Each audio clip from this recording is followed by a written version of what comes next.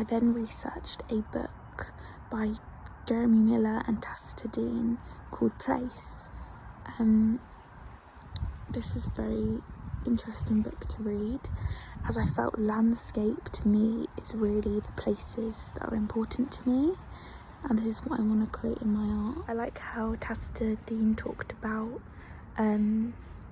how they work as a non-verbal, and how you describe a place with sound or narrative through history, and always only exist as a memory of another place in the mind of a viewer. Visited a place before you really know it. So going to Dorset or the Witterings, or going to my park, I visit my park regularly, and I really feel like I know this, and this is why this place is so personal to me. I like when it talked about landscape being presented on a map, so I can explore, because I wanted to take my project into maps and looking to maps for inspiration, and exploring contour maps with levels, which I'm specifically interested in. A place is something which we engage in our everyday lives. My garden, where I live, Hampstead Heath. I observe this. Like when it says a landscape, then is the land transformed? And this transformation of the landscapes I see in my everyday life, how I see them indifferently to other people, I felt this was really interesting and could push my project into transforming shape, line, colour, pattern, complete transformation of my place. When landscape first emerged, it was in England, it was called landskip, and this meant it was broad, often elevated, so talking about levels again, views of rural scenes where one can see villages, fields, woods, roads. So, and they have argued that actually this is not a natural feature of land, villages and towns and buildings, rather something man-made.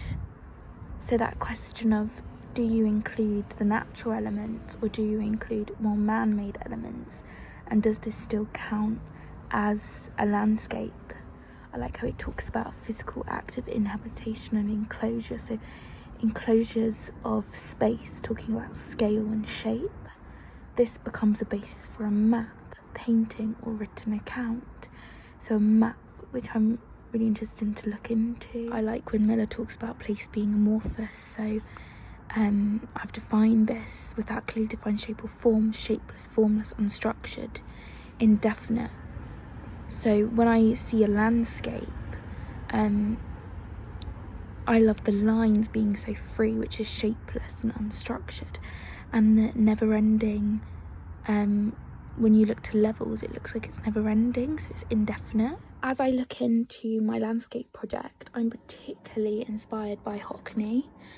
I'm really inspired by his landscape works of his town, Sledmere, because I feel sometimes when I do landscapes of where I live, the colours don't match the place, but this is what I observe, and I feel this is what Hockney has observed. Instead of being dull, he's just put yellow. Instead of being a dull red, he's put a bright fauvist red, and I just love the fauvism and all the abstractedness, yet it looks real, and you can identify what all the plants are, what the wood is, what the water is, and he has these moments of realism, but it's like pop art, playing with the viewer's perspective. I found a book, Hockney in Pictures, and the front cover is my particular favourite painting by Hockney. Just love all the swirls and the way he's done the sun. He just reinvents ways of depicting things that you wouldn't have thought imaginable, like a wave like this, or water like this, and plants, all his patterns that he uses here. And this book had loads of quotes from Hockney, which I really enjoyed reading. And I also looked at his pictures, because he does all this cross-hatching in his sketches, which I thought I could adopt. This particular quote I really resonate with. for years I've thought my eyes are funny or something. I kept thinking about how much you can really see and what it is we really take in as your eye moves about focusing. An interesting form problem. It can be any colour, it's movable with no set visual description. So I feel like he's saying this kind of relates to me because it's the way I observe things is so different from everybody else. Like when I see a plant, I see it being bright and vivid, whereas other people will see it being dark. This particular quote is what I'm going to take away with me. When the perspective moves, the eye moves. As the eye moves through time, you begin to convert time into space. As you move, the shapes of chairs change and the straight lines of the floor may seem to move in different ways. Now I see this with all of his perspective studies, and in particular with this painting. The way he's morphed the space to kind of look like a circle, yet it's this rectangle, and it makes the reader curve around the painting, which I really enjoy, and I want to create this in my art. I found this artist in my local gallery, Cato Gallery in Hampstead, Pole Web, and he does these amazing landscapes. They just feel so like joyous, and I feel the one thing they capture is the temperature of a place, and I feel he uses texture more than Hockney, and his lines, they feel like contour maps, and all his bushes, they're abstracted, yet he does shadow on them. He's constantly got all this shadow which makes them look real, and it adds that element of realism. And I like the little house, and I just love the levels looking up, yet there's not much sky, because I don't really want to do sky. I prefer to do the hills and the trees, but I just absolutely adore these paintings. This week I have also been choosing artists of particular importance, so Picasso, Van Gogh for Impressionism, Kurt Jackson, who resides in Cornwall and does these seascapes, and he actually does them on the beach, so they've got pieces of sand and gravel in them, and he uses like palette knifing and texture, and I love how he has these elements of realism yet all these colours, and it's a way of using bright colour like reds, and he's kind of blurred them in and just placed them, yet it still looks so real, like all the turquoise here, but this just looks like a photograph. That looks like a photograph. How it just, the white feels like a whitewash, like the saturation hues are turned up, and I just love his paintings. Mediterranean Landscape and Juanes Pins is they're one of my favourite paintings. I just love the shapes and the pattern and the colour. It just feels like you've been transported back to Spain with all the white walls, the big walls, and I love how it's not perfect and it's all morphed and warped, yet it's still recognisable. Like, that is a tap, that's a plant pot, these are the walls with the flower beds, this is a little house, this is a boat, that's the sky, that's the clouds. He just, and all his triangles and his black and white lines just so effective. The colours just complement and meld so well, especially here as well. I love all his patterns and his lines, and it just feels so well done, but so free and expressionate. I found a book on post-impressionism in the library, and actually this is the first time I've ever seen Van Gogh's drawings in pencil and pen and ink, and he actually did drawings of his painting. So I've got the Starry Night compared with the painting, and you can see how things have changed when he's brought them to paint, but like the tree and the sky, but you can still see the town and the church that he used here and this big element, but yet he made that much bigger because he probably liked how it would come, and the sun's a bit smaller. and he's taken out this bit, but I just thought it was astounding to find his drawings. And actually it's so important to draw and record movement and abstracted movement before moving to paint, which is what I'm going to do. And looking at his lines that he used and all the little mark making of the texture that he's used here, and how it would guide him in colour and the movement of the painting, and it just creates this blurred time movement and it just immerses the viewer. I also found an artist called Pablo Valbuena, who is a visual artist with an architectural background, and he focuses on space, time and perception.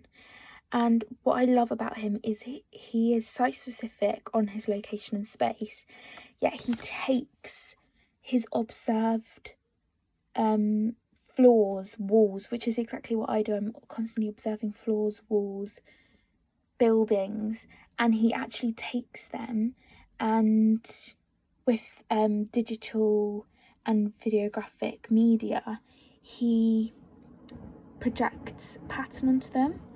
And I've included a video here, but so you could see it more vividly, but he projects these patterns and he uses what is there to create pattern, and he just emphasizes what is there, and it's kind of like an insight into what he sees. And I just love this. It's like what he's observing and he makes us observe. I feel in my work I want to try and make people see what I see and embrace the overlooked and really connect with the surroundings, because anything can be art. This grid, anything can be art, and the pattern. But I also love how it's monochrome, because it really sticks out the pattern, but I will be using colour. So this week, also on the weekend, I went to Hampstead, and which is one of the most important places to me in my everyday life, and it's really where I relax, calm and recharge, and it has this calming influence on me which I want to create with my viewer and immerse them in it. And I actually went and sat down and drew with pencil onto paper, and I just sat there and truly immersed myself into Hampstead. I went the route me and my family always walk, so it was nothing new, and it was just where I always go in my everyday life. And in particular, this was my favourite. So this is just, as you see the ponds, this is the pond with all the weeds and the trees and all the windy roads. I just absolutely love. I love the levels, I love the line. And I went to because I love the water there. It's just really calming and it's just glistening. And this is the pathway down, the water's here, and I kind of did them more abstracted now, but I'm just embracing all the line work and the shade and the little boat dinghy. And then here, I found this quite hard because there's no greenery or leaves on the trees yet. I found it quite hard at first, but then I actually really ended up enjoying it. I loved the lines and just embracing nature. And you know, trees aren't always green most of the time. Half the year they're not green and bushy, and I just loved actually the line work that I could create and all the patterns that may inform my work from these.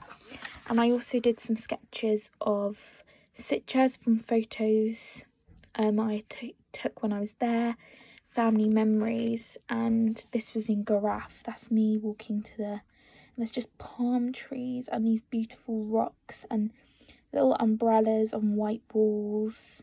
And I just adore the colour schemes and just like the calmness and uniqueness and quirkiness of this town. It's just stunning, all the levels and the way it just works up, and the houses are so beautiful, these doorways and the balconies and the windows, even the little lamp.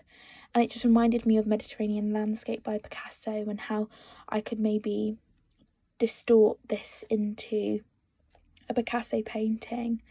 inspired. I also did this.